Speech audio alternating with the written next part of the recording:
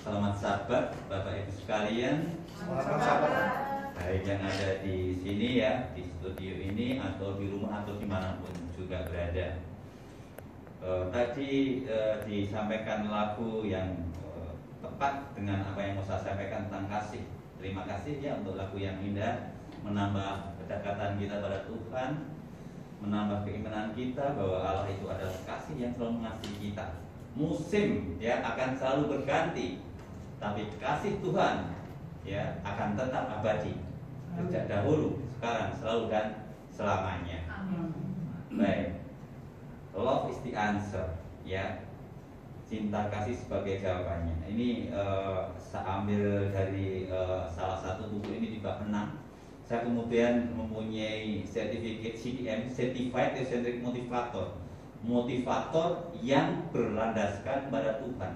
Bahwa segala kemampuan usaha itu karena Tuhan dan bukan karena kemampuan kita. Maka dalam mendalami seperti ini, saya juga mempunyai janji ya, atau personal mission statement. Saya Danang Priyadi lahir dan hidup untuk menolong individu menemukan tujuan hidup, purpose, dan potensial terbaiknya, sehingga ya, berkarya dengan penuh gairah, passion, kemudian dilatih menjadi pemimpin terbaik di bidang masing-masing, leader, untuk menghasilkan buah termanis hingga 10 kali lebih baik, results, demi kesejahteraan bersama, better life for all. Ini bagian akan saya bahas, dan nanti ada trainingnya dari awal Maret sampai April, seminggu sekali, hanya setiap hari Selasa. Kalau yang ingin mendalami nanti boleh mengikutinya. Tapi ini hanya sebagian dari apa yang ada di dalam Alkitab ini. Injil, dari kata Yunani baik, Evangelion, kabar baik tentang apa? Allah yang menyelamatkan kita. Ya, jadi inti dari awal kejadian sampai akhir Wahyu, intinya bahwa Allah menyelamatkan kita. Kenapa kita diselamatkan? Karena Allah itu kasih. Maka meski manusia jatuh dalam dosa, maka kita juga akan tetap diselamatkan. Baiklah, sebelum mulai khotbah ini, kita awali dengan doa. Terima kasih. Allah Bapa yang Maha, terima kasih Engkau telah memberikan kami kesempatan berkumpul untuk mendengarkan firman-Mu. Berdirilah di depan hamba dan biarlah hamba menjadi bayangan-Mu di belakang, sehingga apa yang keluar dari mulut hamba hanya keluar dari firman-Mu saja, dan membawa kekuatan, membawa iman, membawa kami lebih dekat padamu. Karena Engkau selalu mengasihi kami sejak dahulu, sekarang, selalu, dan sepanjang masa. Amin. Baik, 1 Yohanes 4 ayat 8. Barang siapa tidak mengasihi, ia tidak mengenal Allah, sebab Allah adalah kasih. Ya, Allah adalah kasih. Nah, saya akan cerita dari Injil tadi kabar baik, ada beberapa. Ya, cerita tentang seorang bapak yang punya 2 orang anak. Nah, zamannya semakin maju modern ini, anak-anak semakin gaul, anak-anak milenial, sehingga ingin segala sesuatu cepat. Si anak bungsu ya ingin menikmati dunia, sehingga dia minta hak warisnya, dan dia akhirnya pergi kemana-mana keliling dunia dan berfoya-foya. Tiba saatnya akhirnya harta bendanya habis. Kita bisa saja punya banyak teman saat kita kaya, tetapi begitu kita punya apa-apa mungkin akan ditinggalkan. Tetapi beda dengan Allah. Dalam kejatuhan seperti itu, Allah tetap kasih. Pada saat dia menderita, dia harus ya menjadi pelayan atau pemberi makanan ternak. Akhirnya dia ingat bapaknya, bahwa di rumah bapaknya banyak makanan. Maka dia pulang. Ya, apa yang jadi dengan bapaknya? Meskipun dia merasa bersalah, ingin hanya mengabdi menjadi pelayan, tapi bapaknya dari jauh melihat dan menyambutnya. Bahkan diberikan cincin emas sebagai tanda kasih, ikatan keluarga, diberikan jubah yang bagus sebagai tanda kehormatan, bahkan dipestakan. Tetapi apa yang terjadi dengan kakaknya? Kakaknya merasa, ya iri karena apa? Aku sudah lama dan selalu dengan bapak, selalu baik dengan bapak, tetapi belum pernah saya seekor lembu atau bahkan domba pun disembelih untuk mestakan saya. Nah, pertanyaan untuk kita semua, andaikan seperti ini terjadi pada kita, apakah kita seperti si bapak yang mau menyambut anaknya yang jatuh dalam dosa dan bertobat, Ataukah kita seperti si anak sulung yang kita iri, gak suka kalau ada orang yang bertobat dan mau selamat. Kisah yang lain, seorang bapak juga mempunyai 2 anak, ya, sulung dan bungsu. Yang sulung sukanya berburu, sementara yang bungsu itu sukanya di rumah memasak, anak rumahan, ya, sehingga dia masaknya enak. Pada suatu saat si sulung berburu pulang, dia mencium bau harum masakan si bungsu yang enak. Lalu akhirnya dengan gampangnya dia mengatakan, tolong aku kasih semangkok sup kacang merahmu, nanti kesulunganku tak kasih padamu. Kenapa dia ngomong seperti itu? Mikirnya gampang, nanti kalau terakhir toh hak itu jatuh pada saya. Tapi kenyataannya tidak seperti itu. Ibunya melihat dan mendengar seperti itu, lalu dia mengusahakan supaya si bungsu mendapat hak kesulungan itu. Dengan dia menyamar sebagai pemburu dengan pakaian bulu domba, sehingga bapaknya merasa bahwa meskipun suaranya seperti si bungsu, kok ya raganya seperti si sulung. Hak kesulungan dikasihkan sama si bungsu. Apa yang terjadi dengan si sulung? Begitu pulang, tahu bahwa hak kesulungan dikasihkan sama si bungsu, tentu saja si sulung marah. Karena takut dibunuh, maka ibunya meminta supaya si bungsu pergi meninggalkan rumah. Tapi apa yang terjadi? Inilah apa artinya kekayaan, jabatan, kedudukan kalau kita terpisah dari keluarga, terpisah dari Allah. Tetapi Allah tetap kasih. Di tengah perjalanan, dia menampakkan diri dengan malaikat naik turun, dan dia akhirnya merasakan bahwa kasih itu lebih dari segalanya dibandingkan dengan hak kesulungan atau apapun. Tapi pada saat dia sudah kaya raya, mempunyai ternak, dia akan pulang rindu ketemu dengan kakaknya untuk menyatakan kasih persaudaraan itu. Dia membawa ribuan domba, sapi yang mau dipersembahkan untuk kakaknya supaya mau memaafkan. Tapi apa yang terjadi dengan kakaknya? Kakaknya bilang, "Dek, aku gak perlu itu semuanya. Yang aku perlu adalah kasih aku sama kamu." Langsung mereka berpelukan dan menjadi kasih bersaudara. Nah, mungkin ini adalah harapan kita. Meskipun kita kehilangan apa yang menjadi milik kita, kita tetap mau memaafkan saudara. Ini gak gampang ya. Ini gampang diomongkan, tapi ini dalam praktek memang kita perlu perjuangan. Tetapi kalau kita mengandalkan diri sendiri secara antroposentris seperti dalam buku saya ini, itu mengandalkan manusia itu kita nggak akan bisa. Lalu akhirnya memang seperti buku ini teosentris, dengan mengandalkan Tuhan, Tuhan akan memampukan kita. Karena Tuhan memanggil kita bukan karena kita mampu, tapi memampukan kita. Nah, dari mana? Nanti kita akan lihat seperti dalam bacaan yang tadi sudah disampaikan ya, terima kasih. Itu karena Allah mengasihi kita. Contoh yang terakhir ya, sebuah cerita. Perumpamaan tentang domba yang hilang. Seorang gembala mempunyai 100 domba. Pada waktu meninggalkan domba, saat pulang kembali sore harinya, dimasukkan ke dalam kandang. Dia hitung satu persatu, 9, 5, 6, 7, 8, 9. Kok kurang 1? Apa yang dilakukan si gembala itu? Dia meninggalkan yang 9 mencari 1 yang hilang.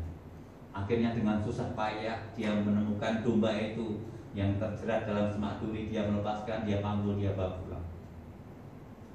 Nah, dia gembira karena bisa menemukan 1 domba itu. Pertanyaannya, kenapa dia begitu gembira dan punya 99 yang lain?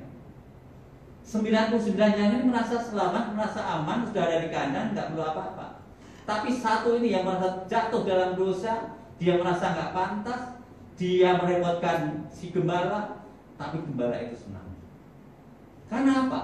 Lebih baik 1 orang yang bertobat menjadi baik dan kembali daripada 99 orang yang tidak perlu bertobat.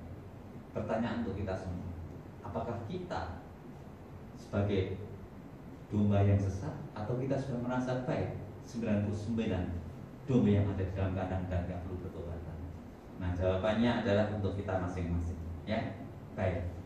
Bicara soal cinta, ada beberapa macam cinta yang dimaksudkan, saya ambil di dalam buku ini juga ya, yang bab ke-6 ya. 4 jenis cinta dalam istilah Yunani. 1 itu affection, love.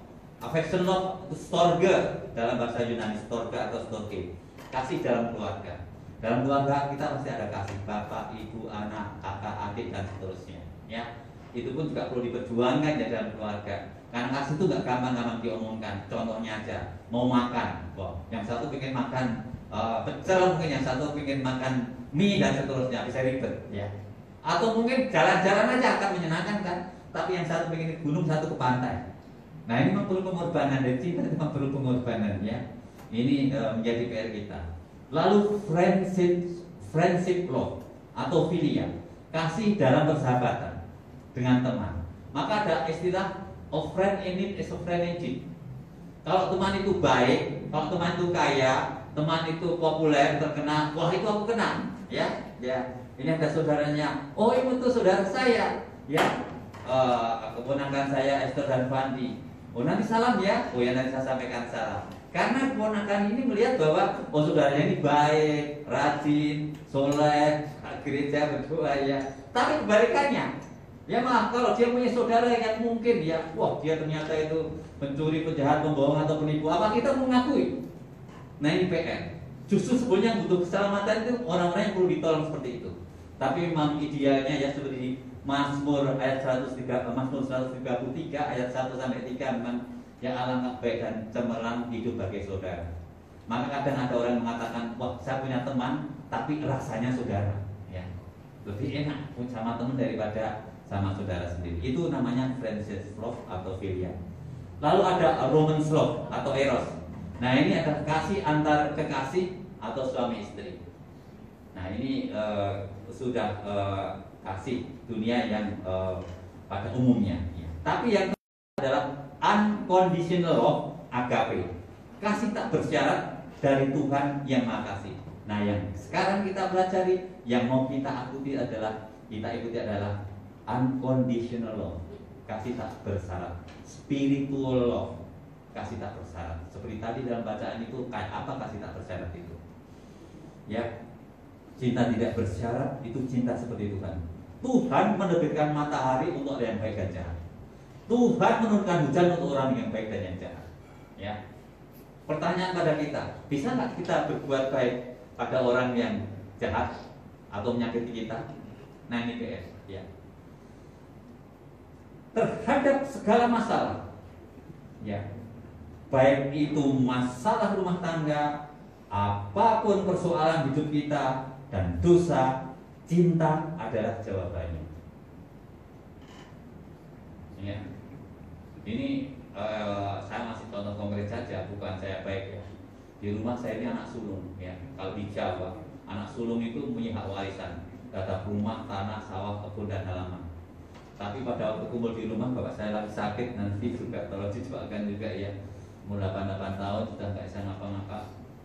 Ya, adik saya mengatakan bahwa Mas Danang nanti nggak perlu lagi ya, ini untuk adik-adik yang kurang atau belum punya rumah ya. Padahal saya juga belum punya rumah yang benar, karena punya rumah bagus tapi karena punya hutang yang banyak juga, sehingga kalau hutangnya nggak terbayar ya rumahnya hilang. Tetapi saya ya mengalah. Ya sudahlah, saya hanya percaya Tuhan akan kasih. Ya, untung istri saya ini juga baik, jadi menerima gitu. Percaya dengan itu akan ngasih pada kita gitu. Ya. Nah, apakah berani seperti itu? Nah, ini soalnya banyak orang, kalau pengalaman bapak saya dulu ya, pengalaman bapak saya dulu itu kakak, adik dan saudara istilahnya saling main dukun, bunuh-bunuhan, akhirnya mereka nggak ada semua, tinggal bapak saya. Gantian sekarang anaknya kakak-kakaknya ini mengatakan, nanti kalau bapakmu nggak ada, sawah itu milik saya. Saya bilang sama adik-adik saya, kasih. Karena apa? Apa artinya harta kekayaan kalau kita mati juga nggak dibawa, tetapi membuat kita hidup nggak tenang? Nah ini seperti ini, sehingga kita hidupnya bahagia, tenang, tapi nggak memikirkan. Ya. Nah, ini adalah yang namanya kasih yang sejati itu, ya, itu menjawab, bahkan kita bisa merelakan, mengorbankan apapun. Ya. Seperti tadi disampaikan dalam bacaan, Allah sendiri turun menjadi manusia. Dulu pertanyaan saya pernah waktu khotbah di sini, apakah Yesus itu 100% Allah atau 100% manusia? Dijawab 100% Allah dan 100% manusia. Kenapa 100% manusia? Supaya itu menjadi teladan kita. Dia telah merasakan manusia. Meskipun aku jadi manusia, aku bisa mengatasi kok. Tapi jangan menangkan diriku sendiri, tapi serahkan pada Tuhan, pada Allah. Kehendak Allah yang terjadi. Maka pada waktu dia sebelum disalib, dia harus di Taman Getsemani, bahkan saking takutnya mengeluarkan keringat berupa tetes darah itu, karena berusaha pada Allah. Biarlah yang terjadi kehendakmu, bukan kehendak. Mau perasan bisa? Oh bisa. Jadi zaitun itu tempat pemerasan. Kebetulan saya pernah sempat ke sana. Pohon zaitun yang dulu hidup zaman abad 1 Masehi itu masih ada di sana, untuk menunjukkan bahwa ini loh bukti kasih Allah. Ya. Nah itu maka perlu yang namanya paling tiga itu, kasih itu mempunyai kesabaran. Love is patient. Kesabaran merupakan kemampuan untuk menerima banyak perlakuan buruk, kejahatan atau ketidakadilan tanpa ya menjadi kesal atau marah atau membalas dendam. Bapak Ibu dan saudara yang terkasih, supaya saya nggak bergobah dan omong kosong. Saya pernah itu difitnah dan saya disidang oleh pimpinan perusahaan. Lalu karena dia menjadi orang andalan perusahaan, lalu saya jawabannya saya, ini masalah tidak menang. Saya mengatakan apa? Oke, saya bersalah, saya mohon maaf. Karena menghadapi 16 yang lainnya, apa artinya saya? Meskipun saya tidak salah, tapi saya mengaku salah supaya keadaan tentram dan damai. Menjadi peacemaker nggak gampang. Bahkan sudah itu saya menghadap langsung pimpinan saya bahwa saya tidak bersalah. Dia sebagai audit, tapi mengauditnya setiap saat dia nggak jelas. Malam tahun baru, malam lebaran, malam minggu kok ngaudit. Tapi dia dipercaya karena yang namanya auditor kapan saja datang. Berarti yang masalah kamu. Ya sudah. Saya mengalah. Tapi apa yang terjadi kemudian? Akhirnya saya nggak tahu. Dia terkena masalah di perusahaan, usahanya hancur, keluarganya terpisah. Dan waktu sama istri saya mau cari bis untuk travel, ternyata dia menjadi penjual tiket di situ. Tuhan, saya kaget. Saya nggak pernah mendoakan orang itu jatuh atau, tetapi Tuhan akhirnya akan membalaskan. Jadi jangan khawatir, Tuhan itu memberi cobaan Anda tidak melebihi dari kekuatan Anda. Jadi percayakan pada Tuhan, Tuhan yang akan membalas atau menjawabnya. Ya, jadi kesabaran merupakan kemampuan untuk menerima banyak perlakuan buruk, kejahatan, ketidakadilan tanpa menjadi kesal atau marah atau balas dendam. Nah pertanyaannya begini, oke, gue udah menahan-nahan, tetapi kesal, marah dan balas dendam ini bisa nggak kita melakukan? Puji Tuhan loh. Ya saya bisa aja marah, tetapi selama ini ya saya bisa mengatasi semua. Sampai pada pernah di suatu tempat di kantor itu, karena ada 1-2 orang yang takut saya merebut kedudukan sebagai manajer atau menjadi pimpinan, saya difitnah habis-habisan, tapi saya senyum-senyum, saya ketawa. Terus ada seorang manajer begitu saya tanya, kamu tuh hebat ya, dihina, difitnah, dicerca, dibully, diremehkan, itu kok kamu senyum saja? Apa sih senjatamu? Pada waktu itu di kantor saya taruh Alkitab 2 di depan saya sama di samping saya bilang, ini Allah saya saja dihina sampai dia mati, aku ini apanya? Nggak apa-apanya. Ya, akhirnya ya saya tetap bisa di perusahaan selesai sampai akhir. Karena banyak orang yang nggak sampai akhir loh. Untuk bekerja 30 tahun di perusahaan itu betah gitu, saya kira nggak mudah. Ya, tetapi Tuhan menyertai, Tuhan menguatkan. Jadi love is patient atau sabar yang penuh kasih. Kesabaran ini kata aktif atau kata kerja sabar dan peduli. Ya, jadi keadaan atau orang yang menyakitkan, ya tetapi memilih untuk tetap sabar. Anda tetap tabah dan ikhlas meski banyak orang melakukan hal yang tidak baik pada Anda, menyakiti Anda. Dan ini adalah kesabaran dalam hubungan dengan sesama manusia. Saya kira Bapak Ibu pernah mengalami, entah dengan adik, keluarga, tetangga, saudara, teman gereja, atau dimanapun, tempat arisan atau apa. Karena kalau saya berjalan-jalan dimanapun, naik bis, naik kereta, saya atau lewat itu ada kadang-kadang orang nguping ngomong, ya saya tahu, saya sendiri aja. Di mana-mana ada masalah. Tergantung respon jawaban kita. Masalah bisa menjadi besar kalau kita membesarkan masalah. Masalah menjadi kecil atau tidak ada masalah kalau kita bisa menerima dengan baik. Saya kemarin itu begitu melihat istri saya ini di sini di sebaliknya ini membuat daftar kegiatan relawan, siapa menjadi pembina dan seterusnya. Setelah saya lihat pendeta-pendeta dan orang-orang teman-teman saya itu ternyata umurnya semua di bawah saya semua. Saya ini tua, tapi Bapak Ibu saya itu paling muda, paling kecil gitu.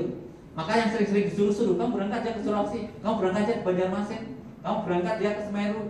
Tapi terus terang saya itu paling malas, harus di swab dan naik pesawat saya takut. Jadi ya sudah, teman lain yang berangkat. Karena saya juga masih paling muda. Padahal begitu saya lihat apa yang dibatasi saya dalam surat perjanjian ini, ternyata saya paling tua. Nah ini ya berkat. Kenapa? Karena kalau saya ada masalah, saya nggak pernah memikirkan masalah itu. Saya serahkan pada Tuhan, sehingga bisa dengan tenang. Ya, kalau saya begitu ada masalah atau apa, asal lihat bantal saya pasti lungsut tidur. Makanya coba serahkan pada Tuhan. Maka kelihatan saya nggak punya masalah ya, akan tercermin nggak dibacanya kan penuh sinar gitu ya. Ini salah satu contoh ya. Waktu saya mengantar di Cilandak, mengantar bantuan sembako. Karena saya harus pakai mobil, maka yang lain sudah jalan duluan, masuk gang sempit. Terus kemudian ada seorang ibu yang liatin saya, kelihatan bingung nyari-nyari. Bapak nyari teman-temannya yang tadi ya? Iya ibu. Bapak pasti orang Kristen. Loh ibu tahu dari mana? Enggak, saya tahu kok, kelihatan kok. Mak, Bapak ibu Kristen? Enggak, saya bukan Kristen. Tapi saya bisa melihat Anda pasti orang Kristen. Teman-teman saudara yang terkasih, bukan apa agama kita, tapi apa yang kita lakukan, tabiat karakter Tuhan yang menjadi garam dan terang dunia yang dilihat.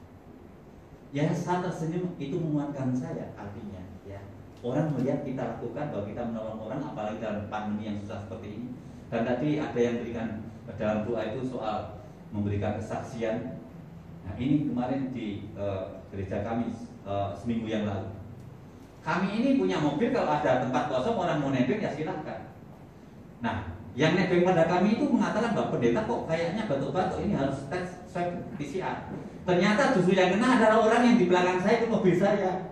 Yang lainnya pada ribut, ikut tes, ada yang kena enggak. Ya puji Tuhan, saya memang belum, sama istri saya belum tes, tapi kok rasanya kita kalau sehat-sehat seperti ini kayaknya enggak ya. Ini bukan yang alami sekali. Ada saudara di Pamulang yang kena suaminya. Terus yang lainnya harus tes PCR. Kalau kita dimintain tolong, waduh. Nanti kalau saya ikut kenapa? Tapi kita terdata. Saya sama istri saya, akhirnya anaknya itu karena dekat sama kita, saling kita gendong. Istri saya gendong, terus saya gendong. Apa yang terjadi? Pada waktu tes anaknya itu positif. Wah, istri saya terus, kamu juga harus tes. Jangan pasti kita positif.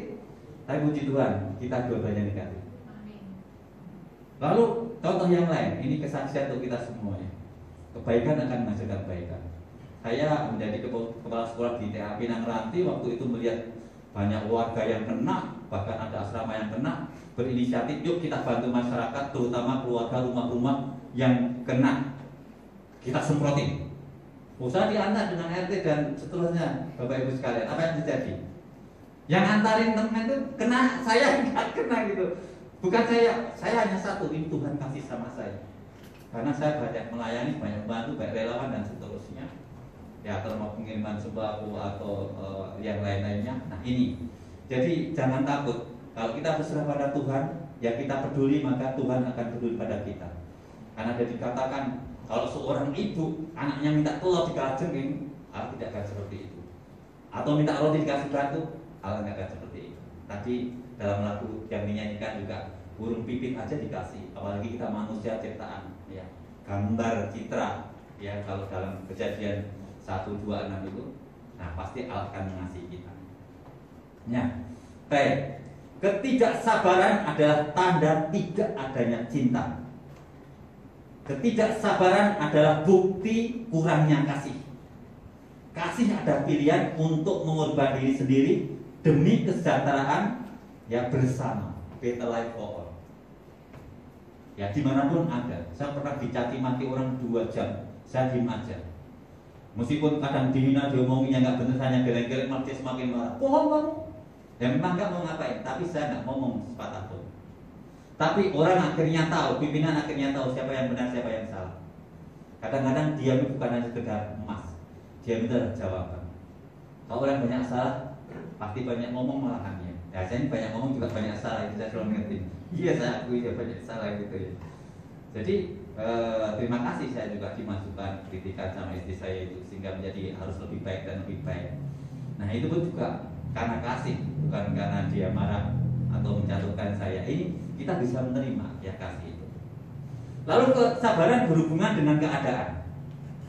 Kesabaran berhubungan dengan keadaan maksudnya apa? Kesabaran berarti kemampuan untuk sabar dan ya bertahan melalui keadaan yang menekan tanpa menjadi kesal atau putus asa. Nah, sekarang pandemi contohnya. Ada orang pandemi menyatakan ada apa apa. Kalau kita menahan diri kayak apa. Justru dalam pandemi seperti ini saya belajar yang namanya YouTube, yang namanya Instagram, Telegram, kemudian Facebook sama keponakan saya diajarin. Akhirnya sekarang saya justru banyak memberi training, berkhotbah, memberi pelatihan dari Sabang sampai Merauke, bahkan sampai Los Angeles karena mereka yang menghubungi saya, Arab Saudi. Jadi justru nggak mungkin kalau dalam hal yang biasa saya sampai ke sana-sana kan, tapi justru dalam seperti ini saya kemana-mana.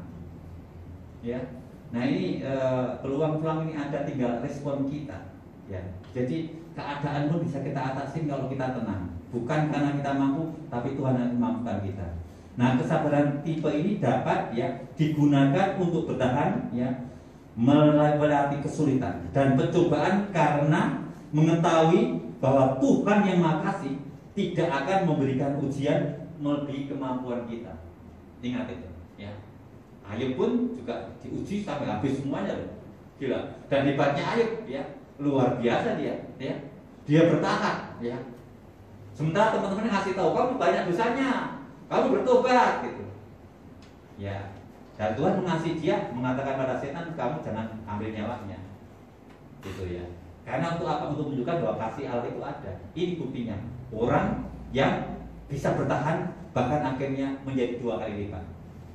Ya. Baik. Menjadi kesejahteraan juga untuk semua, better life for all. Lalu kesabaran juga itu selain kita percaya Tuhan bisa membantu kita sehingga bisa menanggung, Tuhan akan menggunakan kondisi sulit ini untuk kebaikan dan pertumbuhan kita. Ya, kalau kita sekolah dikasih ujian, nah itu artinya tanda kita lulus naik. Nah sekarang percobaan seperti ini kita nggak bisa menerima. Nah itu bisa membuat kita itu semakin maju dan berkembang. Ya contohnya terus saya punya anak buah atau teman-teman atau orang-orang yang hasil training, wah lalu kreatif membuat masker, lalu membuat WTU dan seterusnya. Sampai sekarang nawarin saya beli.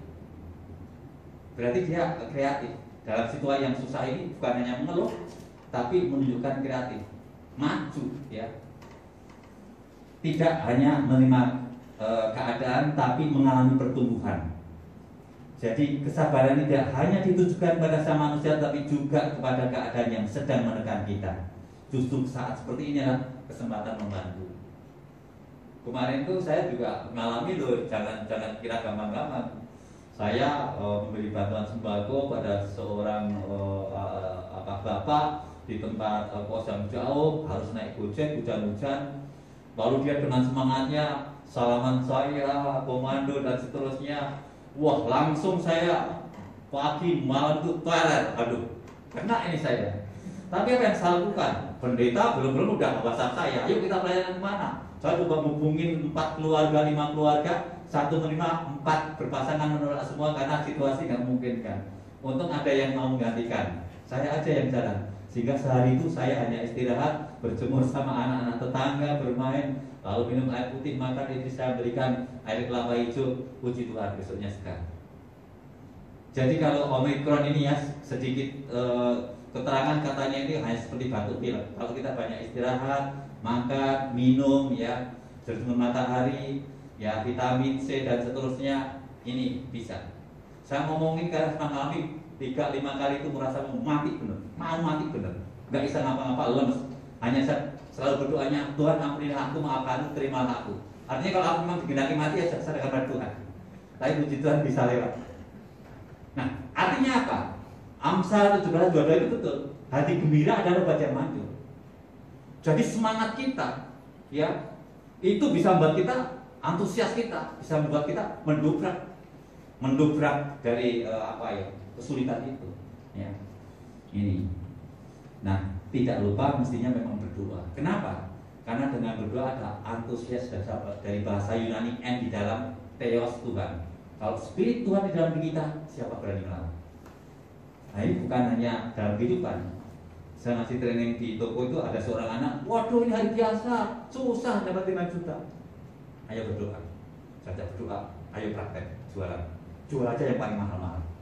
Akhirnya sehari itu belum sampai hari selesai, jam 2 udah sampai 8 juta. Lalu saya tanya, gimana? Iya Pak. Dan ini bukannya dipraktekkan di Jakarta, waktu itu di Pluit, tapi di Cirebon, sampai di Bengkulu, Palembang, Yogyakarta, orang mengatakan yang sama, ya, bahwa dengan berdoa semua masalah kita serahkan Tuhan. Tuhan nanti yang akan mengatasi, kita tinggal menunggu jalan. Nah, ini jadi keadaan jangan disalahkan, tapi kita harus mengalami, karena ini menjadi ujian kita untuk menjadi maju. Jika benar-benar mengasihi seseorang, ya, Anda tidak akan menghindari, ya, atau menangani masalah, ya, tidak akan lari darinya, ya. Sabaran, ya, itu cenderung meledak, ya, atau menarik diri, atau melarikan diri, ya, dan itu semua bukan kasih. Kalau ada masalah itu harusnya diselesaikan. Kalau ditinggal lari nggak akan selesai, ya. Sama kalau kita ada duri di sini, ya gimana caranya kita cabut. Kalau kita biarkan saja, ya lama-lama semakin enggak, semakin berat. Baik. Yang terakhir mau saya sampaikan. Nah, kasih itu harus baik hati. Love is kind. Kasih itu sabar juga baik hati. Love is patient, love is kind. Sabar dan baik hati itu harus bekerja bahu-membahu. Kesabaran adalah keputusan kita untuk tidak bereaksi negatif terhadap orang lain atau keadaan yang berdampak negatif kepada kita, yang mengganggu kita atau menyinggung perasaan kita, melukai hati kita. Kebaikan adalah kebaikan aktif yang dilakukan terhadap orang lain. Kasih bukan hanya tidak membalas kejahatan dengan kejahatan, tetapi juga ikhlas memberi dan melayani orang-orang yang berbuat jahat pada kita. Saya nggak hanya khotbah kosong, saya sudah melakukan. Ya, pada waktu saya naik mobil, kayaknya mobil saya menutupi mobil orang lain yang mau lewat. Dia marah-marah. Ternyata itu orang satu komplek. Pada saya mau beli kelapa, saya, oh bapak di sini juga. Ngapain kamu? Terus ngapain kalau sama-sama kita di sini? Dia marah-marah. Lalu saya minta maaf. Apa yang terjadi sekarang? Dia setiap kali mobil saya mau keluar jalan, kalau kesulitan mencari jalan, dia memberikan jalan. Dia selalu bermanfaat. Dia Pak, dia Pak. Saya nggak perlu menunjukkan saya siapa, tapi yang kita tunjukkan adalah kita mau nggak kasih, mau nggak melayani, mau nggak menyapa, mau nggak minta maaf, meskipun kita nggak salah. Nah, hubungan yang baik seperti ini yang akhirnya buat kita tentram di komplek. Coba kalau saya bermusuhan terus, mau keluar, wah ketemu dia, repot kan? Tapi begitu sekarang udah kita mengalah, ada damai, peacemaker kasih, ya setiap kali siap buat ki. Kalau kelihatan mobil saya dari jauh, dia langsung jalan di stop. Nah ini buat dari kebaikan menghasilkan kebaikan juga, ya. Yang namanya kebaikan akan menggunakan tangan, memberikan bantuan kepada yang membutuhkan, termasuk yang menyakiti kita, memusuhi kita, membuli kita. Nggak gampang, ya. Tapi harus dilatih. Teladannya siapa? Ya Tuhan sendiri. Dihina, diejek, diolok. Apa nggak ada disalib?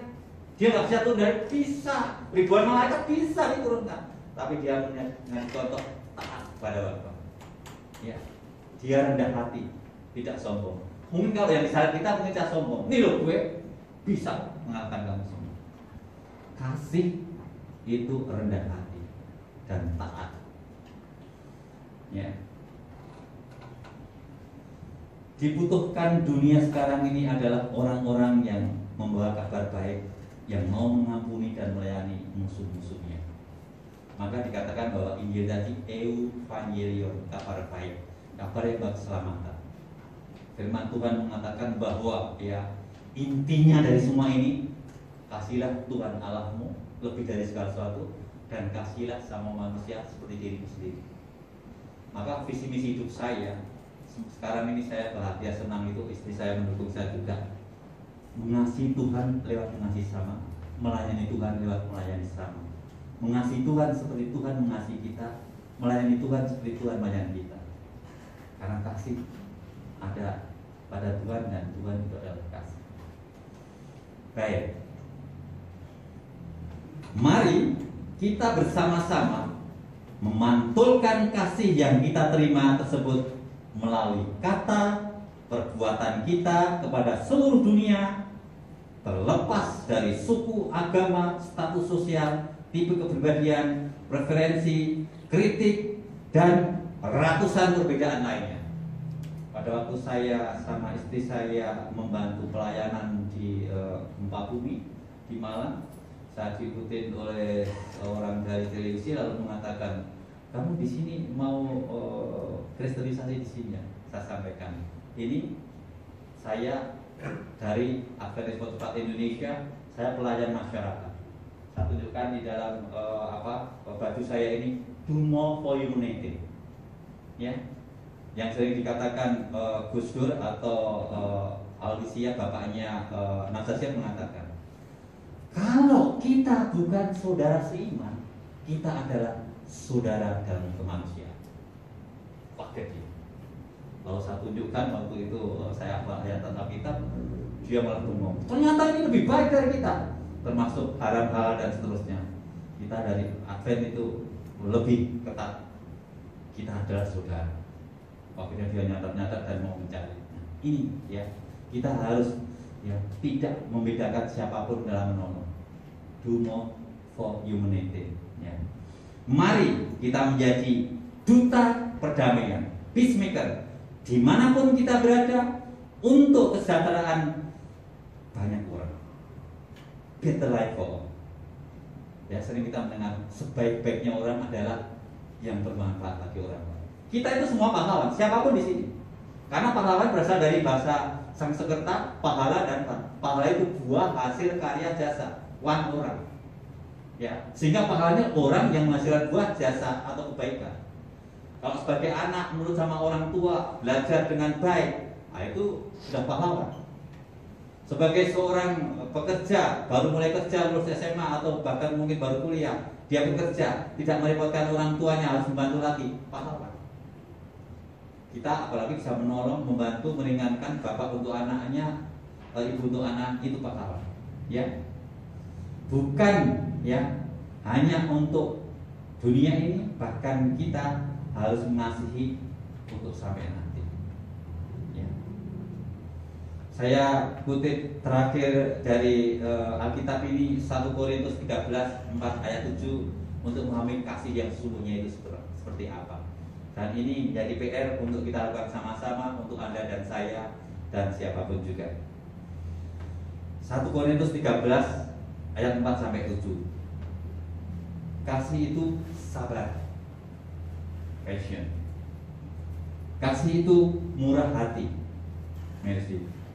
Ia tidak cemburu, ia tidak memegahkan diri, dan tidak sombong.